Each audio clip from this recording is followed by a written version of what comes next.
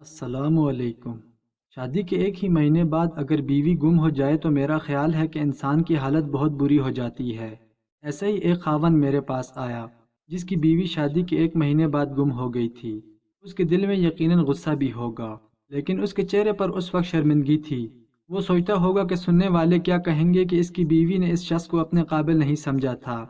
میرے پاس تھانے میں جو آدمی رپورٹ دینے آئے تھے ان میں ایک گمشدہ لڑکی کا خاوند، ایک خاوند کا باپ اور لڑکی کا باپ تھا۔ لڑکی کو لاپتہ ہوئے 2 روز ہو گئے تھے۔ لڑکی کی شادی اس کے خاوند کے ساتھ 1 مہینہ پہلے ہوئی تھی۔ وہ لوگ یہ کہہ رہے تھے کہ لڑکی اغوا ہوئی ہے۔ جب میں نے پوچھا کہ لڑکی کو کس نے اغوا کیا ہے تو انہوں نے کہا کہ ان کو یہ تو معلوم نہیں پر لڑکی اغوا ہی ہوئی ہے۔ میں نے کہا کہ آپ کو کس پر شک تو ہوگا؟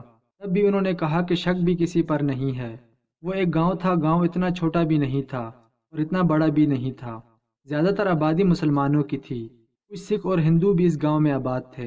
یہ لوگ جن کی بہو لاپتہ ہو گئی تھی ایک مسلمان اور خوشحال زمیندار گھرانہ تھا۔ لڑکی والے بھی انہی کے ٹکر کے لوگ تھے۔ میں نے لڑکی کے سسر سے پوچھا لڑکی لاپتہ کس طرح ہوئی ہے تو انہوں نے بتایا کہ لڑکی کے سسرال کا مکان ایک کشادہ حویلی ہے، سین کی طرف 2 برآمدے ہیں۔ رات کو لڑکی جس کا نام زرینہ اور اس کا خاوند اقبال ایک برآمدے میں سوتے تھے۔ گمشدگی کی رات بھی دونوں میاں بیوی اسی برآمدے میں سوئے تھے۔ گھر کے باقی افراد دوسرے برآمدے میں سوتے تھے۔ صبح منہ اندھیرے زرینہ کے سسر اور ساس اٹھے۔ وہ روز اسی وقت اٹھا کرتے تھے اور بھینسوں کا دودھ دھوتے تھے۔ اس روز بھی وہ منہ اندھیرے اٹھے تو دیکھا کہ دیوڑی کا بڑا دروازہ کھلا ہوا تھا۔ ساس سسر کے سوا اتنے سویرے کوئی اور نہیں اٹھتا تھا۔ سسر نے اندر جا کر دیکھا تو اس کی بہو زرینہ اپنے بستر پر نہیں تھی۔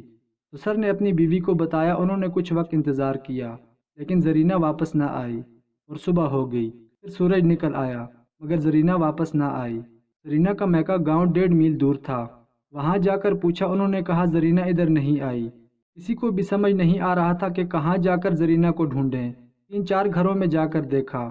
وہ سارا دن انہوں نے زرینہ کے انتظار میں گزار دیا مگر زرینہ واپس نہ آئی۔ رات کو زرینہ کا باپ اور سسر اپنے پیر کے پاس چلے گئے۔ پیر نے اپنا حساب کتاب دیکھا اور بتایا کہ لڑکی دور نکل گئی ہے لیکن واپس آ جائے گی اور بہت زور لگانا پڑے گا، بڑی سخت پڑھائی کرنی پڑے گی۔ پیر نے ان کو ایک مٹھی کالے ماش، اس سے آدھی مقدار سفید نمک پسا ہوا، ایک انڈا اور کچھ اوٹ پٹانگ چیزیں لانے کو کہا۔ وہ لوگ یہ ساری چیزیں اپنے پیر کو دے آئے۔ پیر نے کہا کہ کل شام تک لڑکی خود اڑتی ہوئی آئے گی۔ زرینہ کے باپ اور سسر نے پیر کو ڈبل نذرانہ پیش کیا اور اپنے پیر سے یہ بھی کہا کہ لڑکی اگر کل شام سے پہلے آ جائے گی تو وہ پیر کی جھولی پیسوں سے بھر دیں گے۔ زرینہ کے باپ نے پیر کو ایک بکرا دینے کا بھی وعدہ کیا۔ ان لوگوں نے زرینہ کی گمشدگی کو چھپانے کی بہت کوشش کی لیکن دیہاتوں میں کسی کا پردہ نہیں رہ سکتا۔ گاؤں کے ایک سکھ کو بھی پتہ چل گیا کہ یہ لوگ لڑکی کی واپسی کے لیے پیر کے پاس گئے تھے۔ سکھ نے ان لوگوں کو کہا، اوئے بیوقوفو، پولیس کو بتاؤ، یہ پیر لوگ لڑکی اغوا تو کر سکتے ہیں مگر اغوا ہو جانے والی لڑکی واپس نہیں لا سکتے۔ سکھ نے ان کی عقل کے دروازے کھولے تو یہ لوگ میرے پاس تھانے آ گئے۔ میں نے ان سے پوچھا کہ لڑکی گھر سے کچھ لے کر گئی ہے، کوئی زیور یا روپیہ پیسہ وغیرہ؟ سسر نے کہا، وہ کچھ بھی لے کر نہیں گئی، ہم نے سب کچھ دیکھ لیا ہے، سب کچھ اپنی جگہ پر موجود ہے، اس لیے تو ہم کہہ رہے ہیں کہ اس کو کسی نے اغوا کیا ہے۔ میں نے پوچھا، آپ کی کسی کے ساتھ کوئی بھی کسی قسم کی کوئی دشمنی ہے؟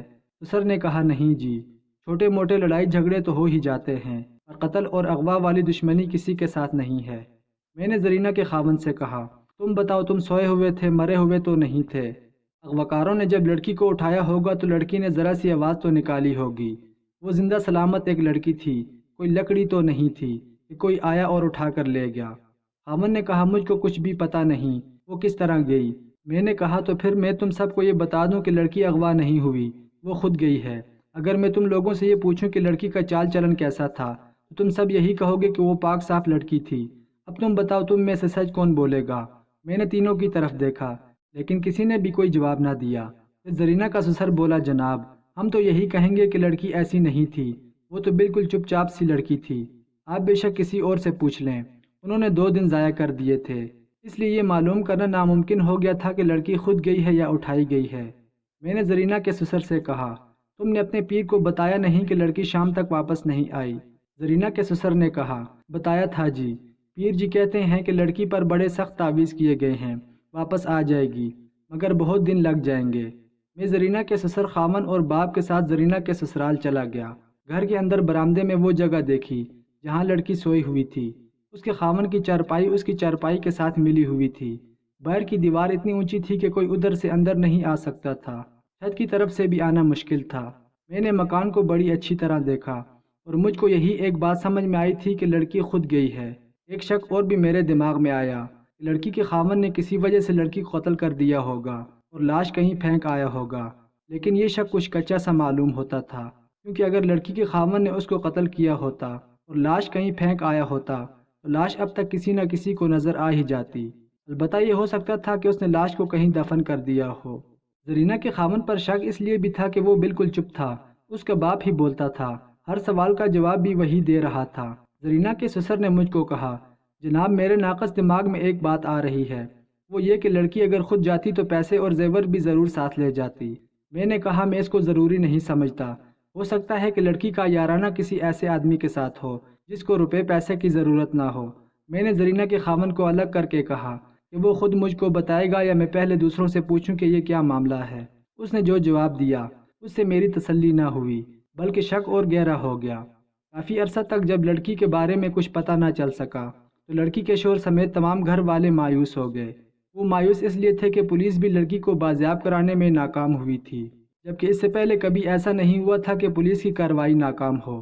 پیر صاحب نے کئی دنوں تک چلا کاٹا مگر وہ بھی معلوم نہ کر سکا کہ لڑکی کہاں گئی۔ نہ کسی سے اس خاندان کی دشمنی تھی، نہ ہی عزت کا کوئی معاملہ تھا۔ ارشد جو کہ دلہن کا گھر والا تھا، ایک شریف لڑکا تھا۔ گھر کی ملازمہ دلہن کے کمرے کی صفائی کر رہی تھی تو اچانک اسے بیڈ کے نیچے سے دلہن کی ٹوٹی ہوئی چوڑیاں نظر آئیں۔ ملازمہ نے دلہن کی ساس سے کہا کہ میں دلہن کو تلاش کرنے میں آپ لوگوں کی مدد کر سکتی ہوں، مگر اس بات کی کوئی گارنٹی نہیں کہ دلہن بازیاب ہو سکے۔ صرف میرے دماغ میں ایک خیال آیا ہے، میں صرف کوشش کر سکتی ہوں۔ تمام گھر والوں نے ملازمہ سے کہا کہ بتاؤ تم چوڑیوں کی مدد سے کیسے دلہن کا سراغ لگا سکتی ہو۔ ملازمہ نے ٹوٹی ہوئی چوڑیوں کو ایک برتن میں ڈالا اور پھر اس برتن کو آگ پر گرم کیا۔ سب گھر والے ملازمہ کو بڑے غور سے دیکھ رہے تھے۔ پانی گرم کرنے کے بعد ملازمہ نے دیکھا کہ چوڑیاں برتن کی تہہ میں رہ گئی ہیں، جبکہ نیلا رنگ پانی پر تیرنے لگا ہے۔ ملازمہ نے کہا کہ چوڑیاں سرخ رنگ کی ہیں، جبکہ پانی پر نیلا رنگ تیر رہا ہے۔ اس سے ثابت ہوتا ہے کہ لڑکی اپنی مرضی سے گھر سے فرار نہیں ہوئی، بلکہ کوئی زبردستی لڑکی کو یہاں سے لے گیا ہے۔ اس حالت میں زبردستی لے گیا کہ اس کے ہاتھوں پر نیلا رنگ موجود تھا۔ اس نے لڑکی کو کلائی سے پکڑا، جس کی وجہ سے اس کی چوڑیاں ٹوٹ گئیں۔ ارشد کے دماغ میں آیا کہ فلاں رنگساز جو گاؤں کی مسجد کی رنگسازی کر رہا تھا وہ بھی کافی عرصے سے غائب ہے، ہو سکتا ہے اس کا میری بیوی کے اغوا سے کوئی تعلق ہو۔ وہ دوبارہ پولیس اسٹیشن گیا اور اس رنگساز کے خلاف رپورٹ درج کرائی۔ پولیس نے اس رنگساز کے گھر چھاپا مارا تو وہ گھر سے بھی کافی عرصے سے غائب تھا۔ اب پولیس کا شک یقین میں بدل چکا تھا۔ اس کا موبائل ٹریس کیا گیا تو ایک لوکیشن مل گئی۔ پولیس نے اچانک چھاپا مارا اور رنگساز کو پکڑ لیا گیا۔ جسمانی ریمانڈ کی گئی تو اس نے لڑکی کا ٹھکانہ بتایا جہاں پر اس نے ارشد کی بیوی کو چھپا رکھا تھا۔ بھوکی پیاسی لڑکی کال کوٹھڑی میں زندگی کی آخری سانسیں لے رہی تھی اور اگر مزید کچھ لمحے دیر ہوتی تو جان سے چلی جاتی۔ رنگساز سے پوچھا گیا کہ تم نے ارشد کی بیوی کو اغوا کیوں کیا، جس پر اس نے بتایا کہ میں نے ارشد کی حویلی میں رنگسازی کی تھی، 1 مہینے تک کام جاری رہا مگر اس نے مجھے آدھی اجرت دی تھی، باقی پیسے مانگے تو مجھے دھکے دے کر گھر سے نکالا تھا۔ اس دن سے میں نے سوچ لیا تھا کہ میں ارشد کی خوشیوں میں رکاوٹ بنوں گا۔ کچھ سمجھ نہ آیا تو اس کی بیوی کو اغوا کر کے لے گیا۔ رنگساز کو پولیس پکڑ کر لے گئی جبکہ ارشد نے باقی کی رقم رنگساز کے والد کو ادا کی۔ ارشد کو اپنی غلطی کا احساس ہوا لیکن وہ یہ نہیں جانتا تھا کہ رنگساز اس حد تک قدم اٹھائے گا۔ کچھ عرصے بعد اس نے رنگساز کو جیل سے رہا کروایا اور آئندہ لین دین کے معاملے میں کسی سے زیادتی نہ کی۔